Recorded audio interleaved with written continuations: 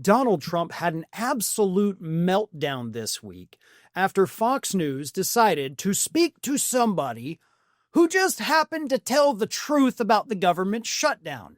And that somebody was, of course, Democratic Senator Mark Kelly from Arizona, who told Fox News host Peter Doocy, quote, "This is about the price that Americans have to pay for their health care. We could sort this out next week sometime or as early as Monday if Mike Johnson would bring back the Republican House. We get together and have a real negotiation about how to bring down these high costs for the American people." That is what the government shutdown is about, right? You have the senators who they couldn't break a filibuster because Democrats wanted to add in the subsidies for the Affordable Care Act to allow more people to be able to afford health care. Not undocumented people. They can't sign up for the program anyway. So this talking point from Mike Johnson, from Chuck Grassley, and of course Donald Trump himself, the Democrats are trying to give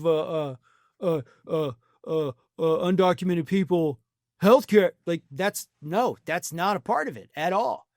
It's about re-engaging those subsidies, reauthorizing those subsidies that the one big beautiful bill took away from people. That's it.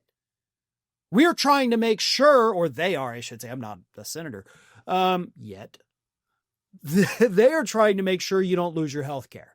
So that's what this is about.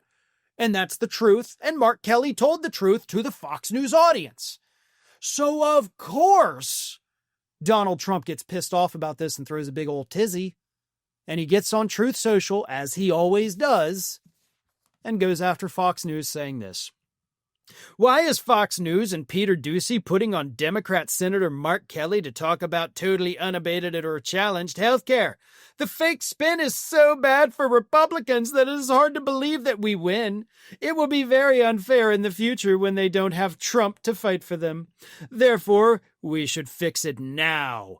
I'm watching this interview. It just doesn't end. Fox should either get on board or get off board now. But at this point, it just doesn't make any difference to me. They suck up the ratings because of us and then spin them in the Democrats' direction. They refuse to put up polls that correctly show me at 65% in popularity, a Republican record. But if I have a fake bad poll, many of which are done by Fox, one of the worst pollsters out there is the Fox News poll, they put them up immediately and with gusto. Republicans are so tired of this fight with Fox always trying to be so politically correct. Thank you for your attention to this matter." Jesus H. I don't even know where to start with debunking this. How about the fact, let's go with this. Fox is politically correct. Just no. I don't even need to go further in detail. No, they're not. Republicans are tired of Fox.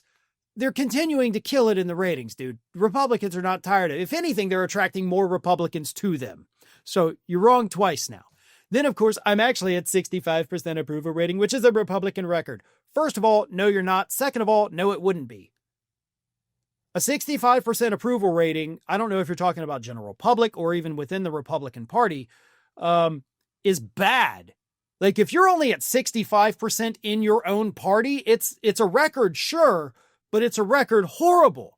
And for the record, again, 65% is not the highest approval rating that a president has ever seen. We have seen it literally this century.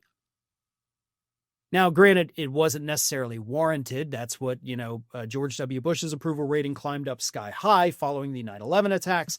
But you get the point. Everything this guy said is an absolute lie.